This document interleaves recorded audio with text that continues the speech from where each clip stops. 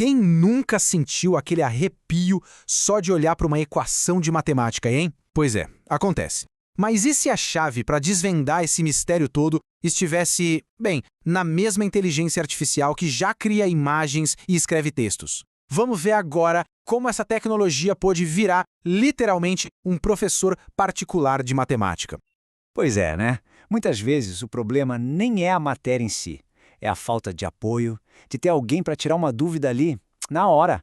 Fala a verdade, quem nunca ficou quebrando a cabeça com o dever de casa, tarde da noite, sem ter para quem correr? Agora, imagina só, tem um especialista em matemática disponível 24 horas por dia, 7 dias por semana. Para tirar dúvida, para explicar de novo aquele conceito que não entrou na cabeça e até para criar uma prova para praticar. E o melhor, de graça. Parece bom demais para ser verdade, né? Mas é exatamente essa a promessa da inteligência artificial, claro, quando usada do jeito certo. Então, vamos entender isso melhor. Ferramentas como o ChatGPT e outras parecidas não servem só para, dar a resposta pronta. Esse é o jeito mais superficial de usar.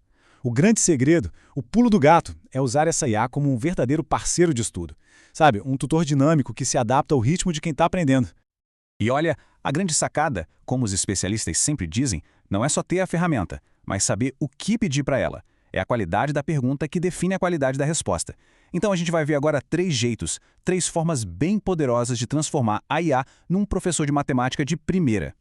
Primeiro de tudo, a IA pode funcionar como um tradutor de matematiquês para português. Sabe aquele conceito que o professor explica na aula e parece grego? Então, é só pedir para a IA traduzir. E o legal é que ela pode explicar a mesma coisa de 10 jeitos diferentes se precisar, até que uma hora, clique, a ficha cai.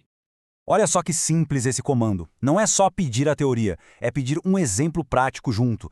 É isso que tira o aprendizado do campo abstrato e traz para a realidade. E é exatamente essa conexão com a aplicação, com o para que isso serve, que realmente faz o conhecimento grudar na cabeça.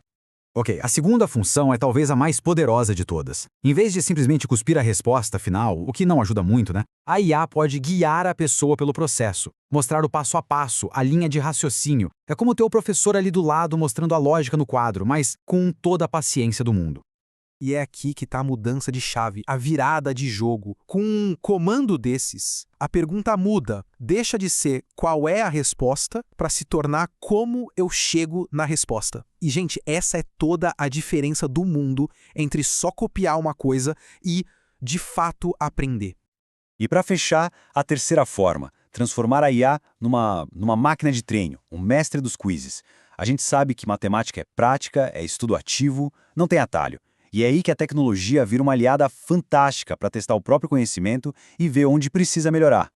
Pensa no poder disso. Um comando simples como esse coloca quem está estudando no controle total. Dá para criar quantos testes quiser, focando exatamente na matéria que está mais difícil. E o mais importante, receber um feedback na hora. Assim, fica fácil saber onde precisa focar mais energia, onde o estudo tem que ser mais intenso. Beleza. Até aqui tudo parece incrível, né? Mas agora a gente chega no ponto mais crucial de todos, porque existe uma linha muito fina entre usar o IA para aprender de verdade e usar só para colar. E tem um professor de matemática num canal do YouTube que falou exatamente sobre isso. E a diferença é gritante. É a noite e o dia. De um lado está a armadilha da cola, só copiar e colar a resposta sem entender nada do processo. Resultado, aprendizado zero. Do outro está o jeito inteligente, usar a IA ativamente como um guia para entender os porquês, para checar o próprio trabalho. O ponto central é esse, engajamento. Tá, mas como fazer isso na prática então? Esse professor sugere um método bem simples, em 4 passos. Primeiro, peça para a IA gerar os problemas. Segundo, e esse é o passo mais importante de todos, tente resolver por conta própria, sem espiar. Terceiro, aí sim, peça a solução detalhada para a IA. E quarto, compare o seu trabalho com o dela, encontre os erros e, principalmente, entenda por que errou. É nesse ciclo que o aprendizado acontece. Ok, mas tem um aviso bem importante aqui. Essa ferramenta não é a prova de falhas. Longe disso. Uma dissertação de mestrado que botou a IA para teste na vida real descobriu uma coisa fundamental. Ela também erra, e erra feio às vezes. E olha só esse exemplo, que veio direto da pesquisa. A inteligência artificial simplesmente parou no meio de um cálculo e apresentou aquilo como se fosse a resposta final. Inacreditável, né? Isso só prova que não dá para confiar de olhos fechados. É preciso ter sempre um pé atrás, um olhar crítico. A pesquisa foi além e até catalogou os tipos de erro mais comuns. Tinha de tudo: erro de cálculo básico, uso de métodos super avançados que ninguém aprende na escola, respostas pela metade, falha de raciocínio lógico. E isso tudo nos leva à conclusão mais importante. A IA é só a ferramenta. A inteligência de verdade, o pensamento crítico, isso continua sendo com a gente, com quem está estudando. Essa é a peça principal da equação. Ok, então vamos recapitular. A IA não é perfeita, tem que usar com inteligência, tudo certo. Mas a pergunta de $1 milhão é, no fim das contas, vale a pena? Esse método de estudo com a ajuda da IA, ele funciona mesmo? Melhora as notas? Pois bem, aquela mesma dissertação de mestrado que achou os erros também foi atrás dessa resposta. Os pesquisadores fizeram um experimento clássico. Dividiram os alunos em 2 grupos para poder comparar os resultados de cada um. E o resultado, olha, os dados são impressionantes. A turma que estudou do jeito tradicional, sem IA, ficou com uma média final de 6,42.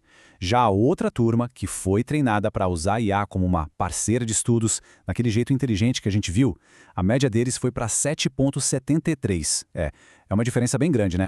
Então, a conclusão da pesquisa não deixa nenhuma dúvida. Quando usada do jeito certo, e essa é a parte importante, como uma ferramenta de apoio para aprendizado ativo, a IA não é só uma coisinha útil. Ela comprovadamente melhora e muito o desempenho acadêmico. No fim do dia, a tecnologia é isso, né? Uma ferramenta neutra. Ela pode ser uma muleta para quem só quer copiar a resposta e não aprender nada, ou pode ser uma alavanca para quem quer ir mais longe. O poder de decisão está em como cada um vai usar.